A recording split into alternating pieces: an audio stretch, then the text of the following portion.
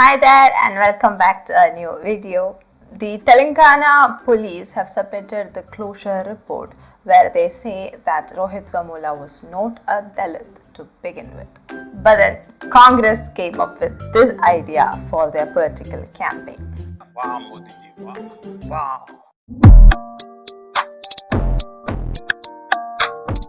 Rohit, around 26, was found hanging in the hostel room. He was among the 5 research scholars who were suspended by Hyderabad Central University in August last year and was also one of the accused in a case of assault on a student leader, Hyderabad Police Commissioner C.V. Anand told PTI.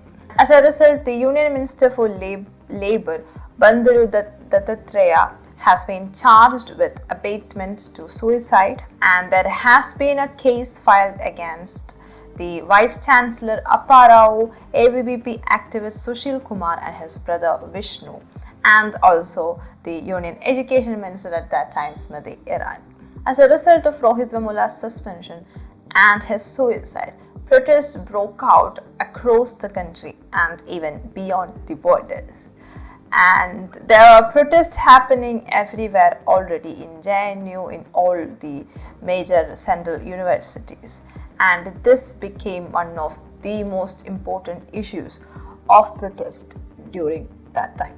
It probably was a huge issue, the death of a PhD student in a central university. But then why was he suspended? Well, it's complicated. Basically, AVVP members disrupted the screening of Musafir Nagar Baki Hai documentary or program, and that was in DU. And then ASA, that is the Ambedkar Students Association, protested against that disruption in Hyderabad Central University. And the AVVP unit president in Hyderabad Central University called them goons for doing that. And then the ASA people, who included Rohit Vemula, asked Sushil Kumar, who is the unit president of AVVP, to apologize for his statement. And that ended there.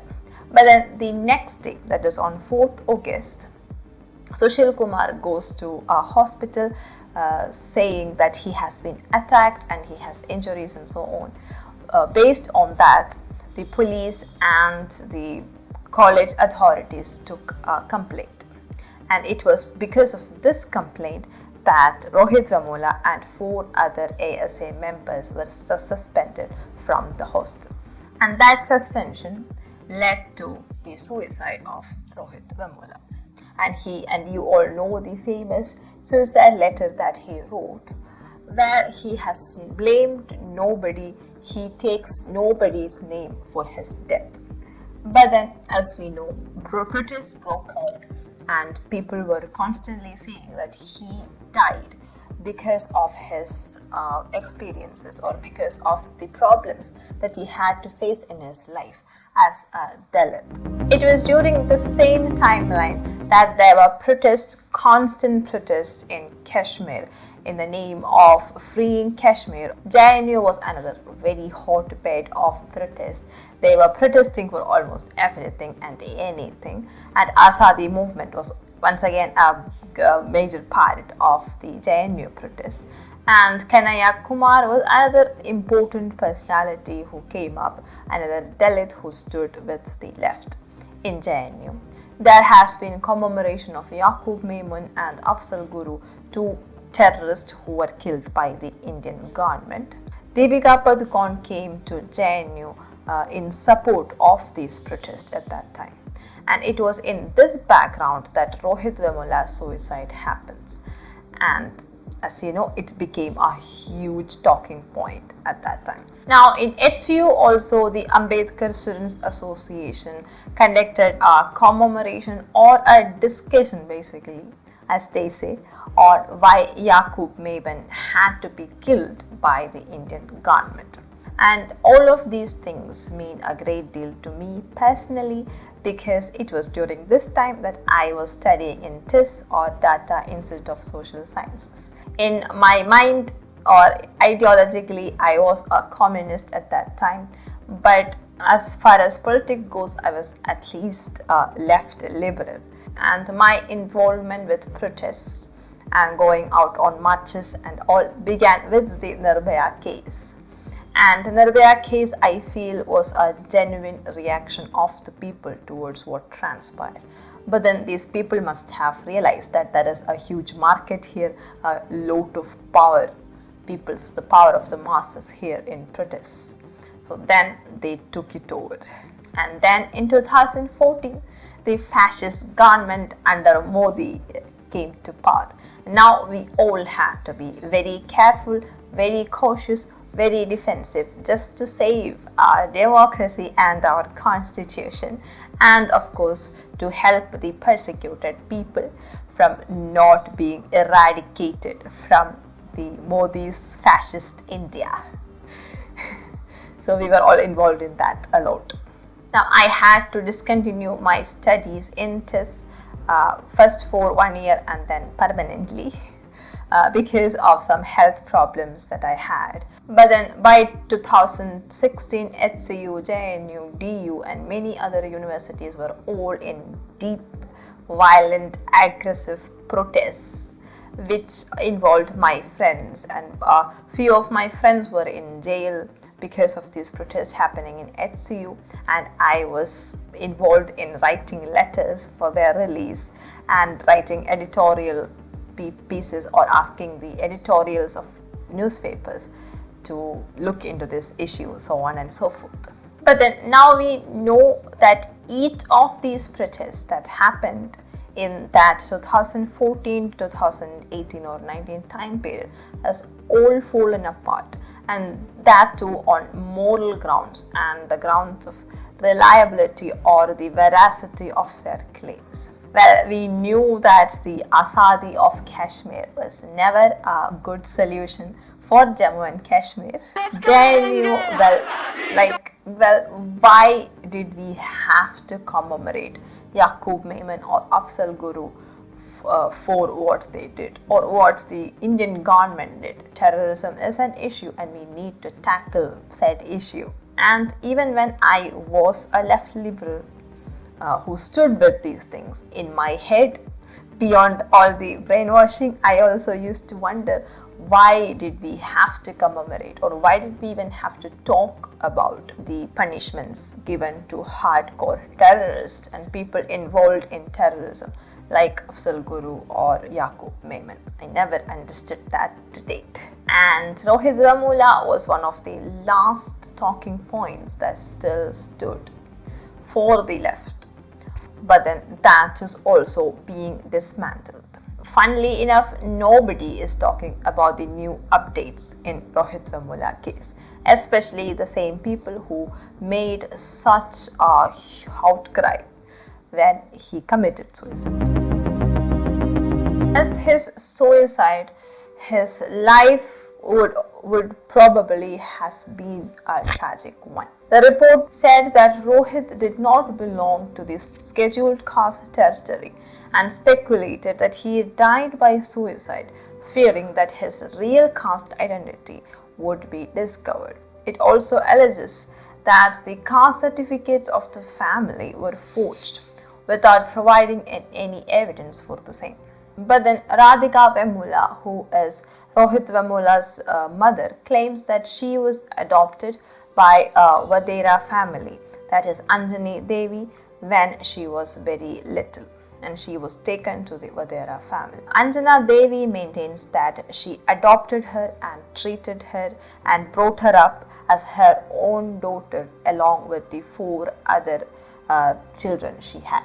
But then Radhika says that she was brought to that family as a house help or a maid or a child labor. Radhika says that she had to go through a lot of caste discrimination and she was made to do all the household work as a servant in the Vadera family, which is something Anjana Devi denies.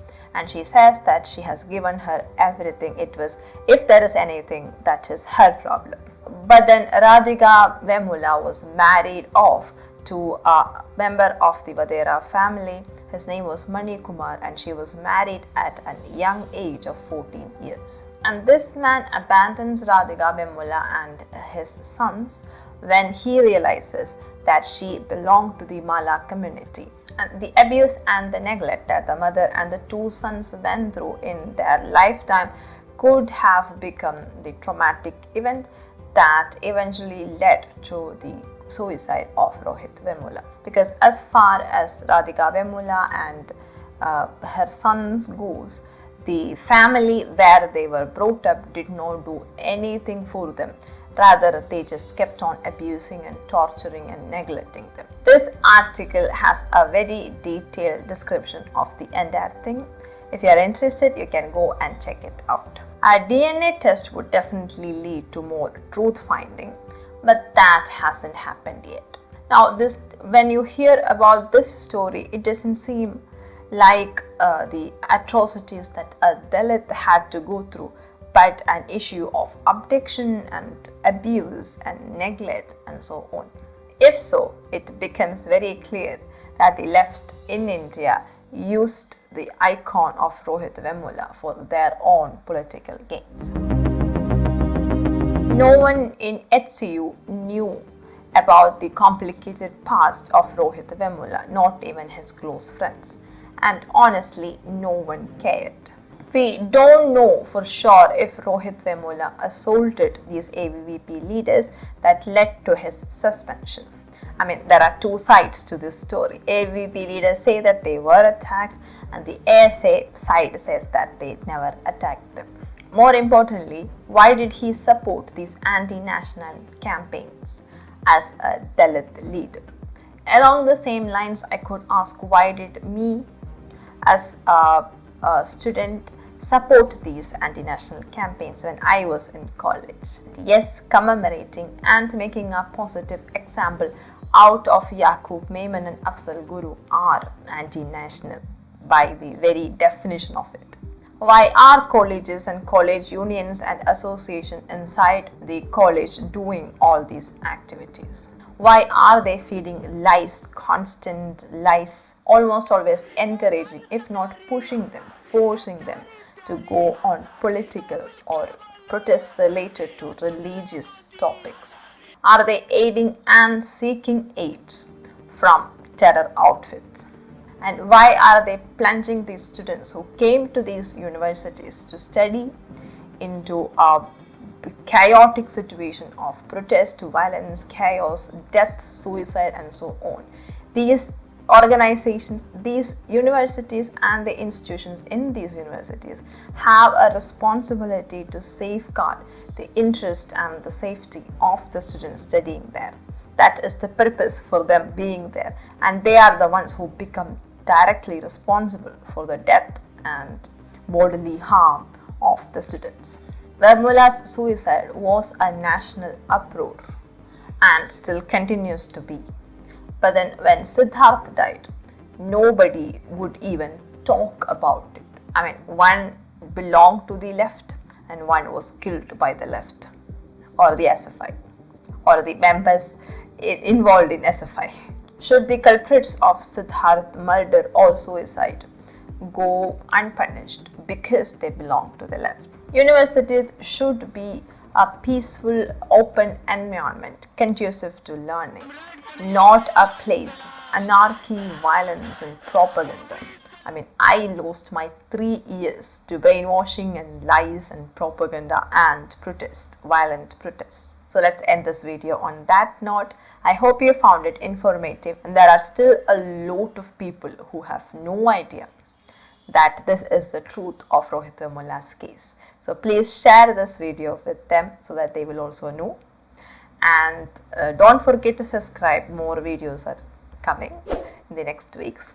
So until then, bye bye. Have an awesome time. Hi guys, and here is the first book I have written, Life in a Ziploc Bag. Please check it out on Amazon or Flipkart. And it's also available for direct buying from the publisher itself. All these links are given in the description. Grab your copy now. Thank you.